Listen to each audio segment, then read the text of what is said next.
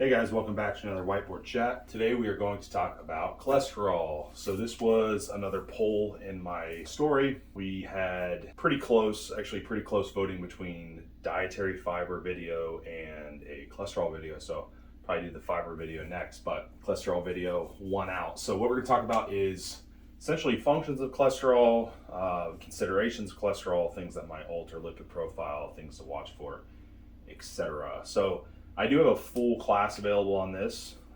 So if you're interested in a really, more deep dive on this, more preventative stuff, more follow-up testing, all that stuff, just let me know. Like I said, I do have a class that I can offer recording for. What does cholesterol do, for one? So cholesterol is essential in determining cell membrane permeability. So essentially deciding which molecules get to pass into the cell and which have to stay out. Necessary for production of sex hormones, estrogens, androgens, etc.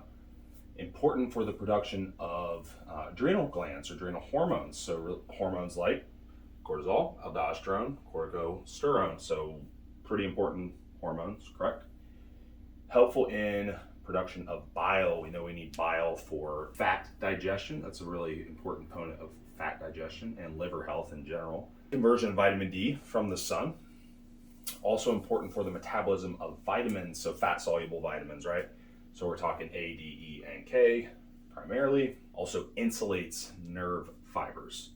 So obviously with too low of cholesterol, we could have side effects or could have downregulation of any of these processes. This is where, some people with large doses of statin drugs and cholesterol being driven too low start to see some side effects. There are neurodegenerative side effects. There are, potentially side effects towards blood glucose and diabetes, muscle function.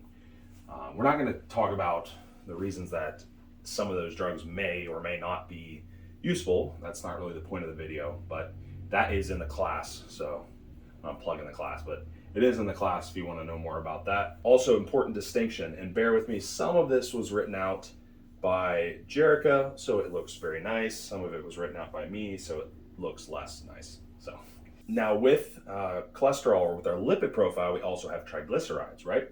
So the difference would be, think of triglycerides more as a storage lipid. So they're basically, essentially both different types of lipids, and cholesterol as a building lipid, right? Building or functioning or performing some of these functions. Triglyceride helping with storage of energy substrates, and essentially the difference that we see. Now we will see them move around together in some instances, and obviously with our cholesterol profile, we have an HDL or high density, or a LDL or low density. HDL, consider our carriers carrying out, LDL carriers carrying in. That's why one, LDL may be considered bad, HDL may be considered good. Now, cholesterol in and of itself is not bad. It's just, we do a blood test, we see our circulating cholesterol that's in the blood at the time of the test, right? Now there are some things that we need to look for, some signs or potentially like ratios and things that might suggest there could be a problem. And some of those might be triglyceride to HDL ratio. In the research, that seems to be pretty indicative of insulin resistance. Of course, we can see insulin resistance in blood glucose, insulin levels, things like that, but we have another further marker there. Ratios, you're going to see different numbers. Like to see less than 4, so basically 4 to 1, right? Or less than that would be ideal. A lot of the time with insulin resistance, you will see, or this metabolic syndrome, these multiple instances are going on, high blood pressure, insulin resistance, dyslipidemia, all these things, you will see a rise in triglycerides and you will see a drop in HDL. So you will see this ratio kind of manifest that way. So we want to watch for that potentially, or just changes in that ratio of HDL to LDL. Also watching insulin resistance in general, so also watching those insulin levels. There are some other secondary markers that we can look at, like ApoB, or some different lipoproteins. We can also do a particle size even. So particle size would show us potentially how much of these how much of the cholesterol particles are actually oxidizing, so which makes them more susceptible to stick to the arteries, cause damage, cause plaque buildup. So there's not anything particularly harmful about an unoxidized particle kind of floating around. You'll see this illustration here, essentially a LDL particle, unmodified, is unmolested, if you will. And then we have a modification of ApoB. You'll see this little illustration how these things are attaching. It's oxidizing. So oxidizing or oxidation is essentially more free radical activity versus antioxidant activity. Also fats that are ingested that are very prone to oxidation, or maybe even oxidated when you consume them. Vegetable oils particularly are really bad when it comes to that.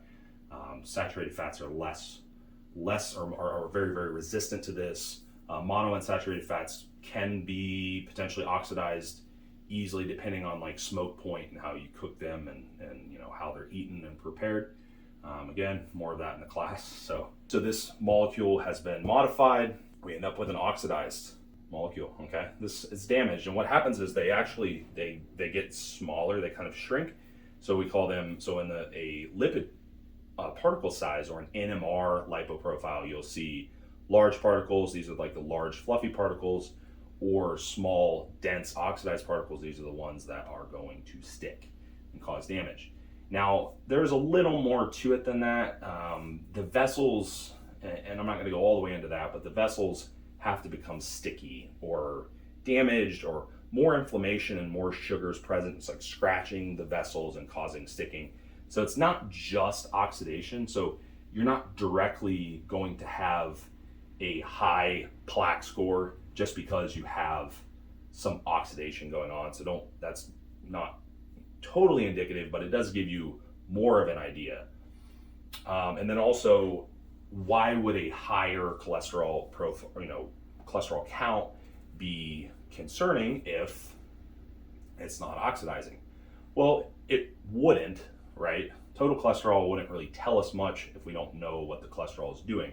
However, if you have X percentage of cholesterol oxidizing and you have 3 times the amount of cholesterol than the range, then you have a lot higher incidence of oxidation, or a lot more chance that those things can happen. And also glycation would be another damaging process, especially involving glucose. So total cholesterol doesn't tell us much, but it does kind of in the sense that it could mean more susceptibility to oxidation, just because simply there are more particles. And then also ratio, right? How much LDL and how much HDL. If you have a slightly high LDL, but you have a good HDL, or you have you have good triglycerides, or you have no insulin resistance or whatever, well, you're probably less likely to have this plaque buildup, right? So that's kind of some of the things we need to consider when we're looking at a lipid profile, rather than just saying, all right, this is the HDL, this is the LDL, this is triglycerides, and that's it. Because that's a really flawed way of looking at it. Going beyond that, actually doing a calcium score, right? Actually doing a calcium score CT and looking, how much is there? Well, that's going to probably be the most accurate way to tell, because we actually have some kind of imaging to go along with these risk factors. So in an ideal world, we just kind of go to that step, right? We manage these factors, but we also just go all the way to that step, and we know what these vessels actually look like, especially the main ones, the ones that are really going to be heavily associated with cardiac failure and cardiac events. Also worth mentioning, we can't talk about cholesterol without talking about the liver, because the majority of cholesterol is produced in the liver, and the majority of cholesterol is also kind of metabolized in the liver, right? Or taken care of in the liver.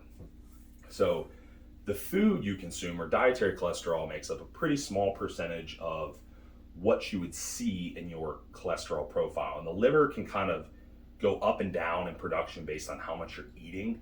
So we've seen studies like eating massive amounts of eggs a day and things like that, and people having cholesterol profiles that were fine. And of course, we know that there are other factors, but we also know that dietary cholesterol is not really a large percentage of what we are seeing in our lipid profile. We're more likely to be affected by actual food selection and susceptibility to oxidation and things like that. and inflammation. Also with the liver, we're running into these functional health issues where we have these insulin resistance, we have these very stressed out people, we have these livers that are very taxed because of estrogen dominance or whatever. We may see skewed lipid profiles. Like I get asked this a lot. Why does this female that's eating 1,000 calories a day, when they are like a new client intake, that's not overweight, that doesn't, is not eating enough, doesn't have any of the food selection or anything that may cause problems. Like, why are we seeing this dyslipidemia? Like, why are we seeing this profile? A lot of that's because the liver is very taxed and it's not able to do its job. So you have poor clearance, and you have a lot of the cholesterol just kind of staying in the body. And then you also may see the actual ratios being thrown off. So you will see that in some of those functional cases. And then also you obviously see it, people that are just overweight and have that metabolic syndrome type of cluster. But those are some things to consider with what to look for in a lipid profile, how you might dissect that. Further testing you might want to do. Maybe it's the NMR. If you want to go a step further, maybe you can order that by yourself, by the way. Maybe it is the Life Extension has it, Private MD Labs has it, I believe, NMR lipo profile. And maybe it's getting a calcium CT score. They're cheap. You have to have a referral, but they are cheap, okay? You can get someone to refer you for one. I always recommend them to people. That's essentially the main things that I'm going to consider when I'm looking at a lipid profile and looking at kind of the other risk factors involved with the lipid profile. And then obviously I wanted to go over some of the functions of cholesterol too. If you guys have any questions, of course, let me know in the comments below. If you would like to check out the class that goes a deeper dive, feel free to ask. I have a nice recording of that. I can get out to anyone that wants it. And yeah, that's it. I'll talk to you guys next time.